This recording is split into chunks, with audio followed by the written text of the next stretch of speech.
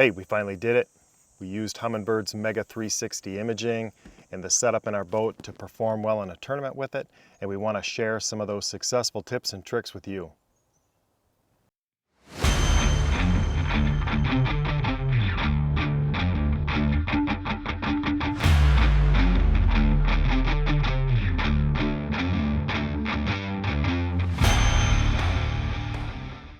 Like a lot of you, pre-season, I was looking at all the advanced electronics, maybe over the last couple years, looking at advanced electronics and trying to figure out what would work the best for me in my tournament fishing situation, help me scout better, help me understand fish better, and make the whole process easier, right? That's why we're looking into this. We're seeing if we can get any kind of an advantage to catch fish, to find fish, to perform better in tournament situations, what have you.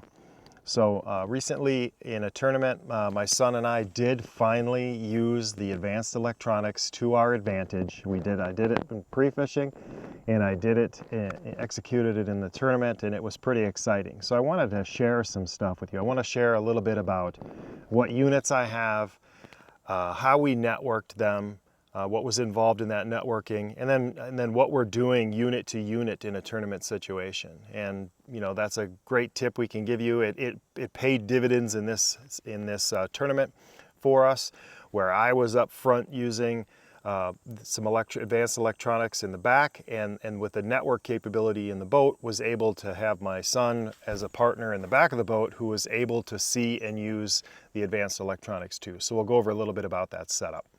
Okay, we'll start at the console. And what we've got at the console, I've got a Humminbird Helix 12. And that unit, you know, some people use a 12-inch unit at their console, mostly for mapping, right? Mostly it's a side image unit. But the neat thing about Humminbird is when you plug in the different transducers and you have them on a network, they're all transferable to each other. So one of the primary uses for the bow, or the console setup rather, is the side imaging, but also primarily in a tournament situation when you're actually fishing. We put this thing onto the 360 imaging view so that Alex and my son can see the 360 imaging in the back of the boat, right? So he can see all of the same cover that I'm seeing in the front of the boat, he can see in the back of the boat. And that paid huge dividends for us in this last tournament when he ended up catching, you know, 3 of our limit of fish, because he was able to see where the cover was. We were fishing some submerged wood, and as I was up in the front, and we'll go up to the bow in a second, but as I was up there fishing, he was back here with a great view of where the waypoints were, you know, where the wood was, and he could make accurate pitches, knowing the orientation of the boat. In the live imaging view, he was able to make some key casts that placed his bait right near cover and was able to get bites. And that's a huge advantage of him knowing what's going on, and he's not just out here dragging around and casting blind. So the bow mount, or the console mount setup, is critical to get a quality unit here, not just for your side imaging and your searching and finding fish, but then also in the act of, if you've got a partner in the boat who can get you key bites. And time after time after time, I've said, I'll go out and pre-fish and find them. Son, you go ahead and catch them. And once again, he did that. So that's the bow setup. And this is, of course, back to the, you know, routed back to the side imager. And it's also connected via an Ethernet cable to Humminbird's network hub.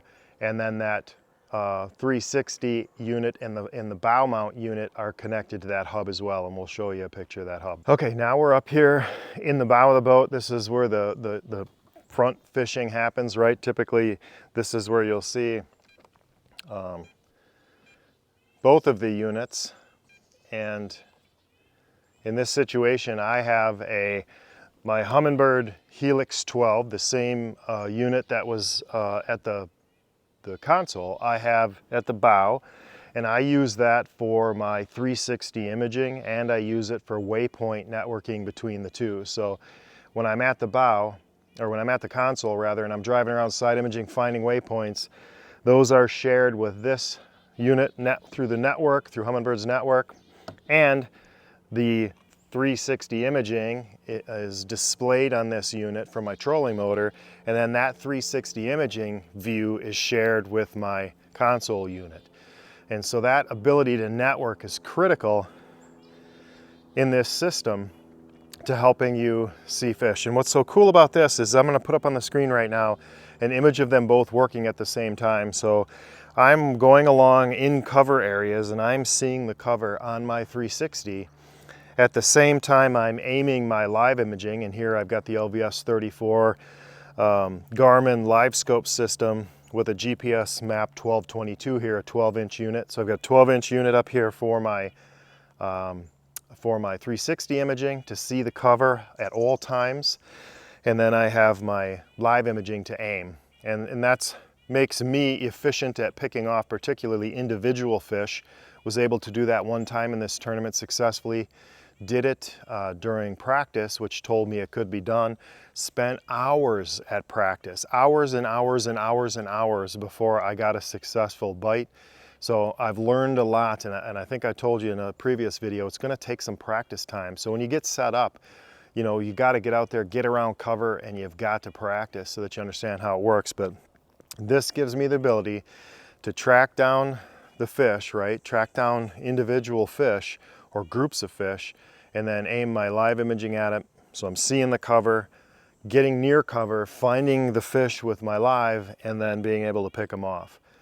So this is more of an active setup. And if you didn't network and you weren't sharing this 360 imaging with the unit at the console, so the person in the back of your boat can see what's going on, sometimes they're just fishing blind. And in our network capability, we were able to have that image displayed the whole time, so Alex was able to see it. He's able to see the cover, pitch near it. He wasn't able to see the fish as well. You can if they're, you know, not buried in the cover or deep in the cover. You can see little white grains of rice on that 360 image view to see fish, but in this case, in this tournament, he didn't see the fish actually, but he saw the cover and he was able to make accurate pitches near the cover, let his bait rest near the cover, and those fish came over and got it when he moved it. So super successful. So networking, key. So let's show you a little bit about the networking. Okay, networking is key to making this happen. So you've got your bow units, you've got your console unit, now you've got to get them networked. The way the Humminbird system works is you need to have an Ethernet hub. You need a network hub. It's about, you know, I think it's in the neighborhood of $300. You need that network hub, and you need network cables running from your network hub to your units. And there's spots on both units for that network connection. There's an adapter that goes from the units to the network cable, and then the network cable plugs directly into this hub. And what I've done here in my boat is I've used this front compartment. It's one of the smaller storage compartments in the front of the boat. I've hijacked that for my network connectivity. I've got a battery up here for my live scope. I've got the black box for the live scope, and then I've got my network hub mounted to the side wall of this, and we'll share an image of that for you as well. But then I'm able to route wires, network wires from here into this compartment, from this compartment under the rod locker back up through the driver's console to that unit in the front, and I'm able to have that network connection shared. So having some dedicated space to have your network components is important, and this ASETH5PXG, the Ethernet hub, is an important unit to have in this system to make everything work.